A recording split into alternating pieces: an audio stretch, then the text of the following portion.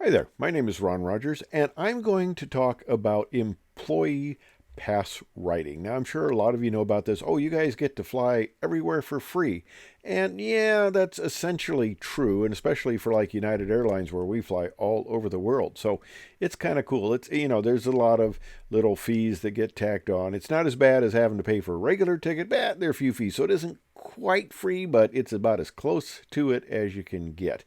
And it's a heck of a benefit, but let me tell you a few stories about how it works out because it's not quite as nice as some people think. It's not that we just simply walk up, get on the airplane, and go. Now, in the olden days, back in the 80s, when I first got hired, airline travel, as I'm sure a lot of you know, was really, really cool. I mean, first class, they'd bring out the queen cart. They would serve you roast beef. They would cut it for you off the big slab right in front of you. You would get actual caviar. I would drink Dom Perignon. I didn't realize how expensive that stuff was. I mean, they were pouring it like champagne. Well, that's gone away now. Of course, you know what? First class, you're lucky if you get anything there anymore. But I mean, it was big, wide. The seats were beautiful. The service was absolutely fantastic. And back in the days, in the 80s, now this is before Mileage Plus, we used to call first class the employee riding area because you would get on first class and you'd go everywhere. And the only other people that were in first class were people who paid for a first class ticket. This is before all these mileage plus upgrades where they get up there now and we're in the back of the bus. Okay, things move on. It seems like, things are never as nice as they used to be. But now back in the olden days, when I first got hired, you got 12 passes a year. 12. And you had to submit a request for where you wanted to go, and they'd type them up and they'd give them to you. Okay, now it's unlimited. Okay, so it's a lot better deal. So even back then, when you had more, you could get on first class.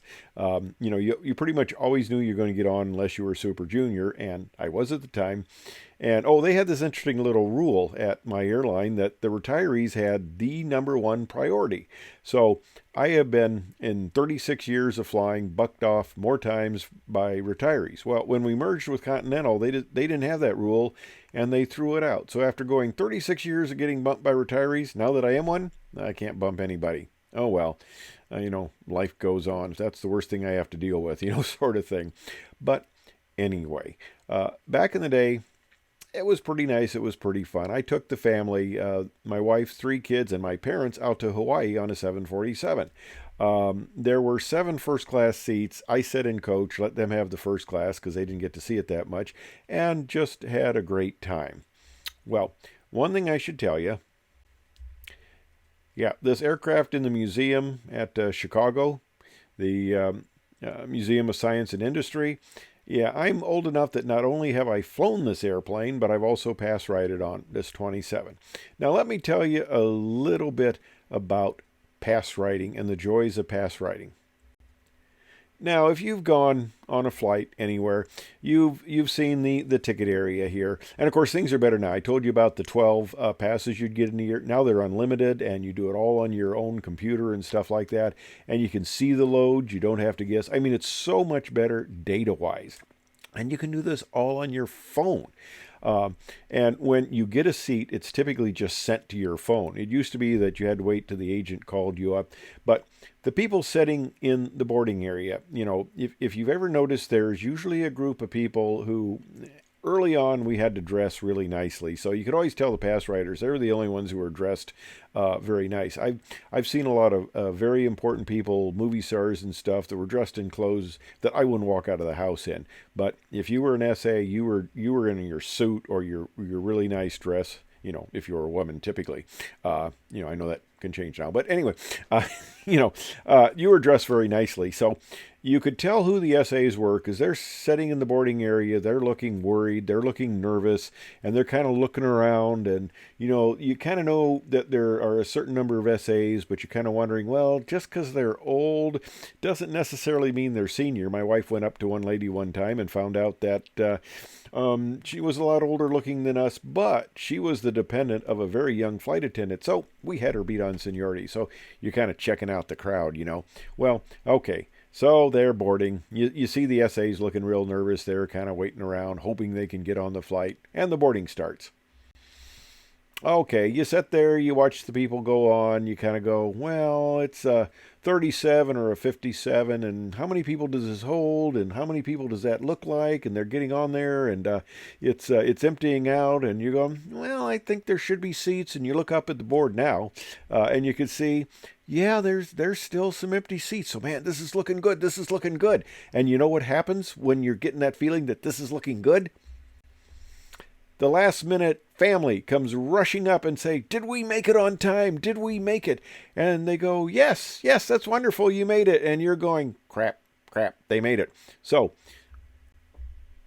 they get on the airplane. It pushes away. Well, you wait till the next one. Okay, so you got to be adventurous. If you're going to get a freebie, you got to be a little bit adventurous. And it gets to be kind of fun. It gets to be a game. You get talking to the other SAs because you go from gate to gate to gate because it keeps bouncing back and forth. And you get talking to them, and it's kind of fun. You get to know people, other employee groups, because it's all, seniority is based on date of hire. So you're there with, you're there with senior captains, and you're there with the people who work the ramp and stuff. So you're getting a good cross-section of the company. It's really fun to talk to people and stuff like that.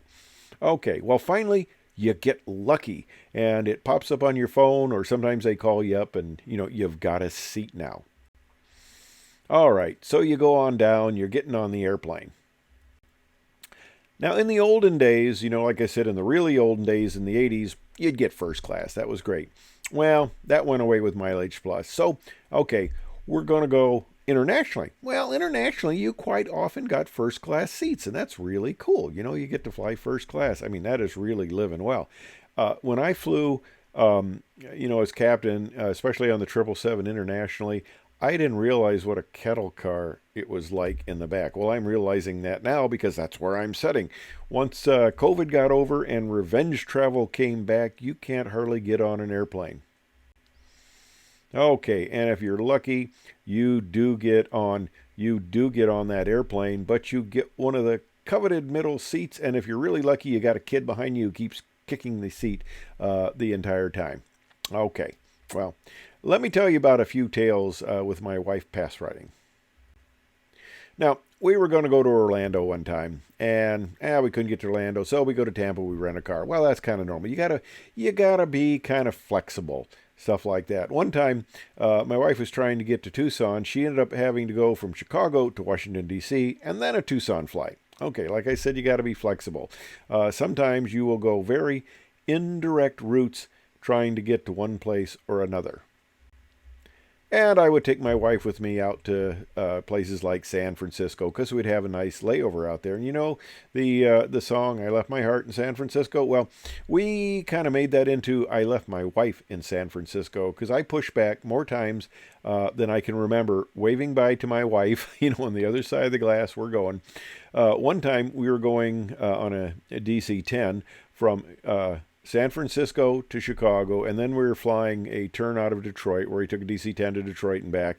And by the time I got back from Detroit, she had finally got on a flight, so we met there in Chicago. And it used to be, this was a good deal, before 9/11, you could bring your family through employee parking. See, we got free parking as employees, and you got the little bus there, and it's very convenient. Well, 9/11, you couldn't bring your family through anymore, so you had to do the 45-minute trip around in front to pick them up and stuff like that. Of course, now that I'm retired, I don't get employee parking, so it's just like everybody else looking for a place to fly. But my wife decided I'm doing a Maui trip, and it comes back through San Francisco, where our son lives in San Francisco, and that's a great trip to come along. Well, it worked out really well initially, okay, because she got on the flight, Chicago to Maui, my 777.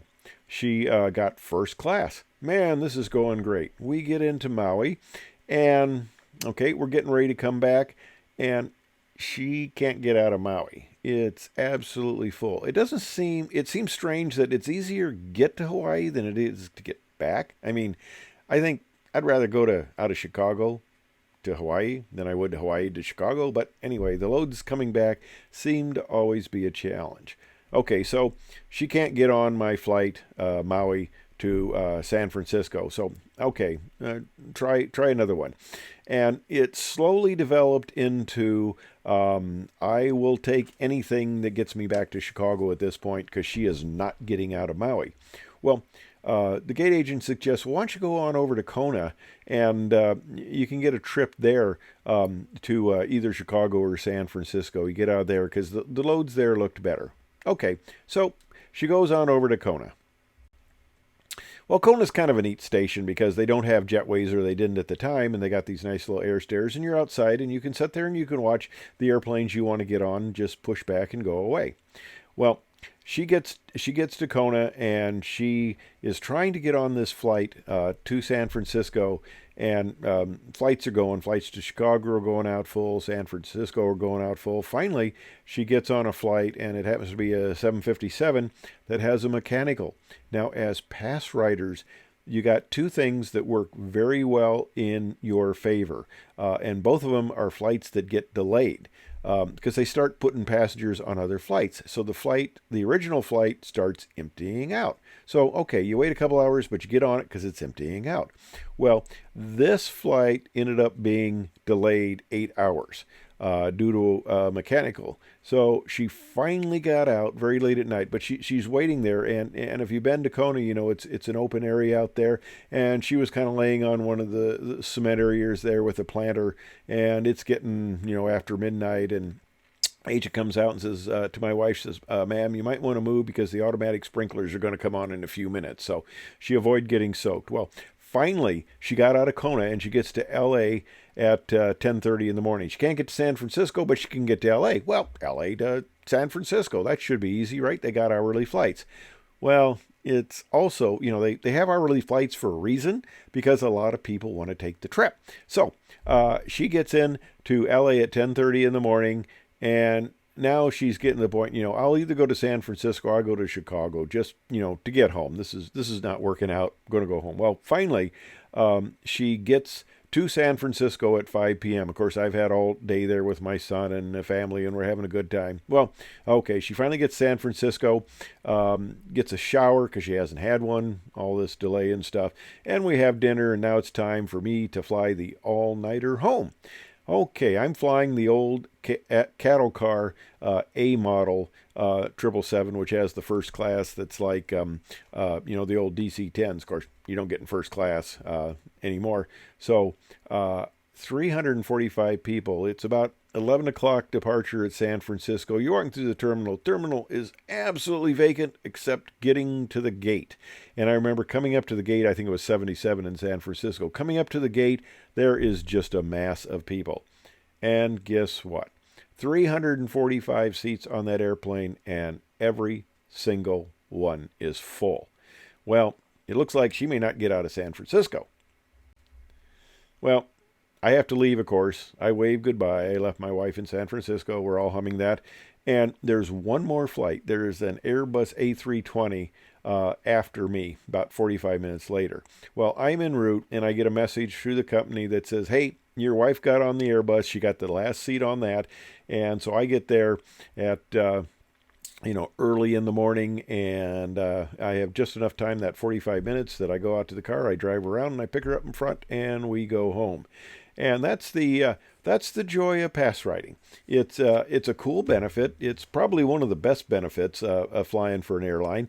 And if you can be adventurous, you make it into fun instead of kind of misery. You could make it miserable if you want to, that I'm not getting to go where I want to go. But if you make it as a bit of an adventure, you can have a good time. And we one time joked, we'll just go to the terminal and look at the gates and see what fun place it would be to go. And I know some people who actually do that. They go, okay, let's go there. Anyway, that is my story about past travel. I hope you found it enjoyable, entertaining, and informative. Thanks for watching.